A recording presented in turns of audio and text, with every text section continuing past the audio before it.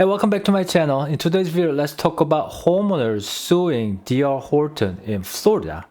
And apparently, D.R. Horton made this sort of like a very deceptive way to sell more homes by potentially lowering the monthly payment. And some of these homeowners are paying like $1,000 more a month after the property tax was reassessed. So I'm gonna go over the article and I'm gonna go over some key points why I think this happened and why this could happen in anywhere in the country, and going forward what that real estate industry, especially the new home builders, really should do.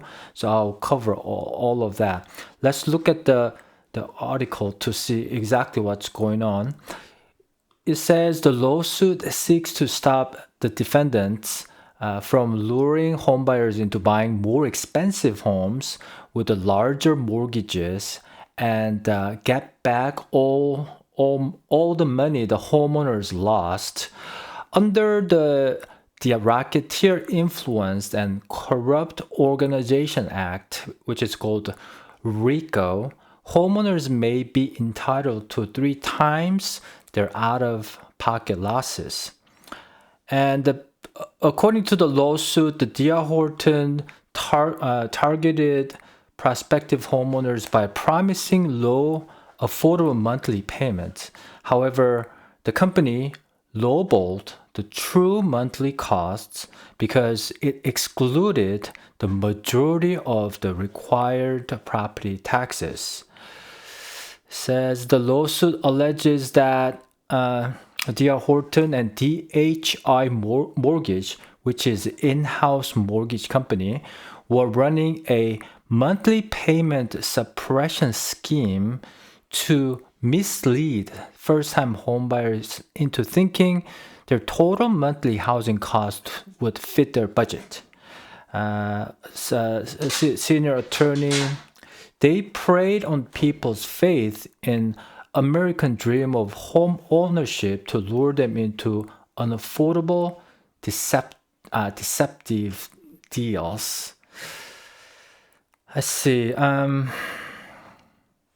It says many buyers did not learn their payments would be hundreds of dollars higher each month until after they had closed on their homes and DHI Mortgage had sold the loans to a new mortgage servicer. The lawsuit claims that the home builders and its mortgage company were working together from their initial sales pitch to deceive buyers into closing on homes and mortgages by presenting artificially low monthly payments, leading to payment shock. Artificially, so they must have done something illegal here. Well, that's what they're alleging at least. Otherwise, they wouldn't file a lawsuit, right? So in one instance, let's see, it's right there. Plaintiff Frankie Santiago was promised a monthly payment of $2,164.68 for a home in Lake County, Florida. Based on this, he chose a D.R. Horton home with a DHI mortgage loan because the monthly payment was lower than comparable homes with a similar sales prices. But less than a year after closing, Santiago's new servicer conducted an escrow analysis that included all of the property taxes as well as the amount he now had to cover for back taxes due to the scheme. And his monthly payment skyrocketed by nearly $1,000 to $3,136.33. So the difference is quite a bit. I mean, it's close to $1,000, really, slightly less than $1,000. Our goal in bringing so they wouldn't get, lured into this kind of a predatory scheme. And based on the article that I'm reading, so let me explain to you what this means.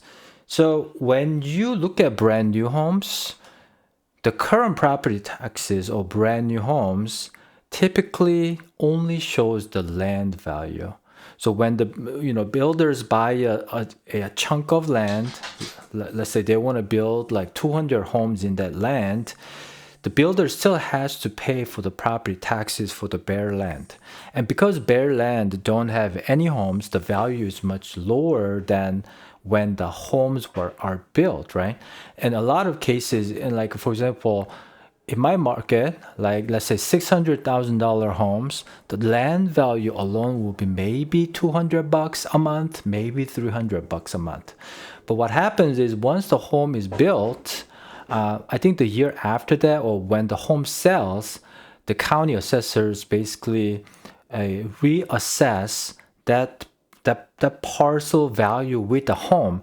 Then it jumps from like 300 a month to about 7,000 a month, 7,000 a year, I should say. I'm sorry.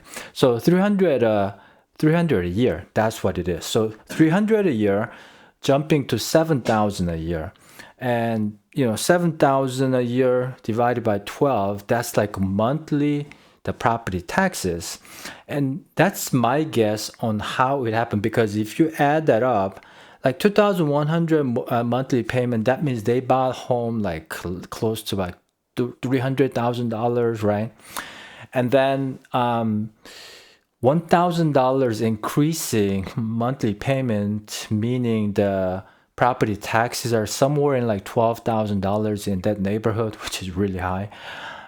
Florida is known for high property taxes, and so basically, the buyers thought that was the whole payment of $2,164, but then maybe those salespeople didn't talk about potential property tax going up, which is a big problem.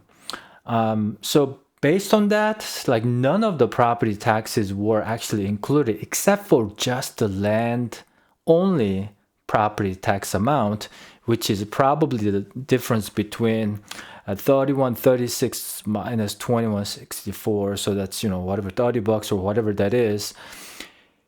That's the only thing that buyers were paying. So in this case, the back taxes, so it's saying back taxes. So that means they have to pay next year property taxes and the year before. So it's going to be somewhere in $24,000 for that 2 years of property taxes. But if the plaintiffs win up to 3 times, so what's that? $72,000 in recovery. And they will cover that, but the problem is they have to pay that additional $12,000 every year while they're living in the house. What makes me wonder about it a bit is that buyers not understanding about the property taxes. There's just one problem right there, and then the lender, DHI lender in this case, not explaining that could change after the sale. That's a big problem. And based on this, like 300 to 7,500. For example, like I said, 300 a year to 7,500. That's like $625 per month more in my market, and that's a huge difference. And to kind of jump into the solution of this is that when the new home builders and MLSs and Zillow, Redfin, these places, they need to indicate that the current tax is $300 a year, but going rate in this neighborhood is, let's say, 1.2% of purchase price. They have to like do a parentheses and include that information so the buyers who are not educated can understand this. Because buyers, especially first-time home buyers, they don't know really, because there's a lot of pieces. It's hard to really know what's really going on. And for the consumer protection point of view, I think there has to be some kind of changes there. And, when you talk to a DHI in this case, the builder's lender or builder's realtor, they all work for the builders. And so there's no third party or fiduciary or free market competing kind of lender getting involved here. There's a good ethics lenders that I know. They will explain to buyers exactly what they are. Sometimes they overshoot it in case the property tax jumps next year. That kind of things are really important because buyers need to know what to expect before they commit to buy this. And this is probably where it went wrong. And talking about the realtor too, I wonder if some of these home buyers did not have their own agent. If they just talk to the sales office, the model home agents, typically that they represent the sellers, their job is just try to sell as many homes they can so that they can get their bonus, they can close that neighborhood out so they can move to the next neighborhood and do the same thing. And so this is where if there was a buyer's agent for the Santiago person, maybe the buyer's agent could have explained to them, what's your monthly payment? I'm just curious. 2,100. That probably doesn't include the property taxes, right? And the buyer goes, Santiago goes, I don't know. But the agent will go, yeah, it's probably not included because otherwise it wouldn't be that low. Even that one conversation would have educated Santiago, about what he can expect. But in this case, none of those things happened. And but in the court system where I don't know how, I mean, they gotta have really specific way to really manipulate the buyer's understanding of this monthly payment. If they don't, it could be a he said or she said type of thing where home buyers, why didn't you know about property taxes? I mean, but whose responsibility is it really? I mean, if they didn't have the representation, they're self-representing. So that's kind of a tricky one too. And I guess the key point here is that the court will reveal when they do the hearing. Really important part is how did D.R. Horton and DHI lenders they basically packaged the brochures that shows the monthly payment and how they present it. That would be it. If they actually have a brochure that says, well, this is including every fee, this is the only thing you have to pay, $2,164 a month, and nothing about property taxes, nothing about property taxes changing. And if they really sold that, if you can afford $2,100 a month, you can buy this home. If they packaged and present it like that, D.R. Horton will be in trouble, in my opinion. But if they don't have specific things like that, then it could be kind of tricky. I'm not a lawyer, by the way. This is my own opinion. This is not professional opinion. This is just my guess. And the back taxes, as I mentioned, it just doesn't make a lot of sense. The buyer's not knowing about the property taxes, thinking that you can buy that. Even when you go to Zillow's and things like that, I believe they include that number, but I'm not sure. And a lot of times, like principal and interest, and the best way to see it, obviously, is a PITI, right? The principal, interest, tax, and insurance. That all needs to be combined to really understand the monthly payment. But yeah, if they said, I'm gonna go ahead and repeat this. If the DHI said, well, that's all you have to pay. If the salesperson said it that way to like 50 people and they all believe that, they're in trouble. And if they say, well, it includes all the fees, 2,100 includes all the fees, they're going to be in trouble.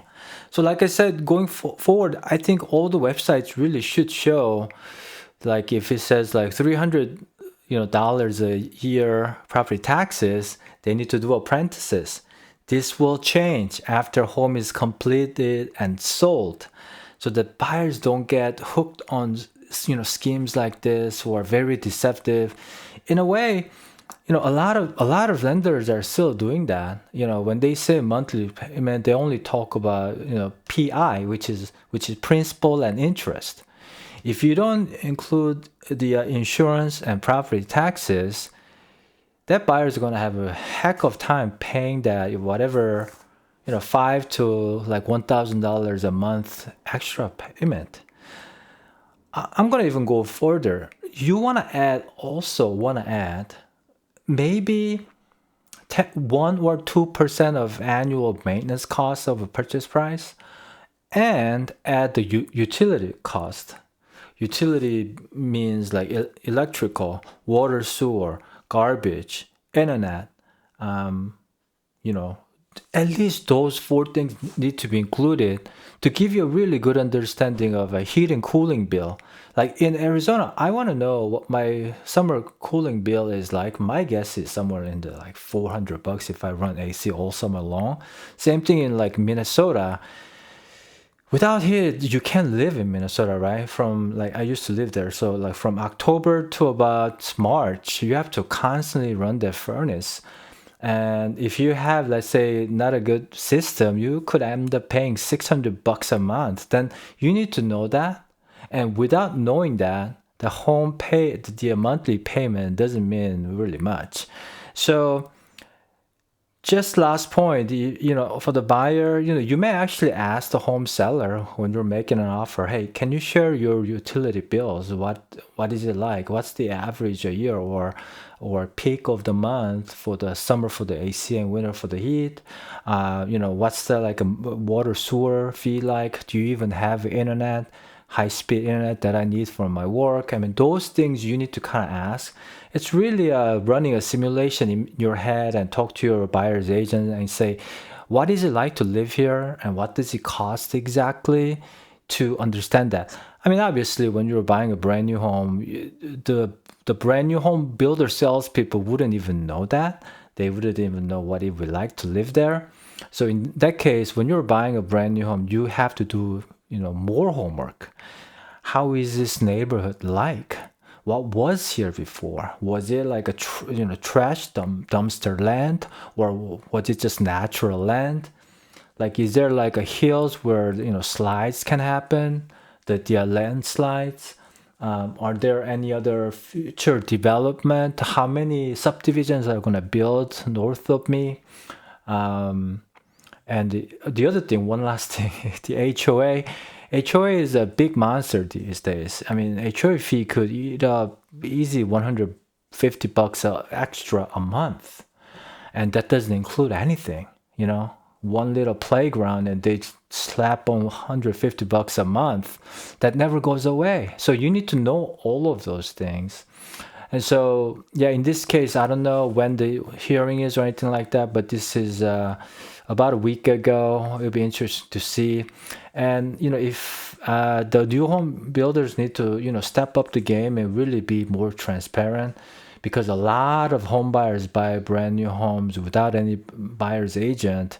And if you're doing, shady stuff like this, it's not good. It's not good whether you get caught or not. It's not good business anyways. That's my opinion. Thanks for watching. If you enjoyed this video, hit the like button and subscribe. But if you have any other questions about buying brand new homes in Portland, Oregon, give me a call at 503-515-4499, or you can Google Shawn Realty. Thanks for watching. See you on the next video.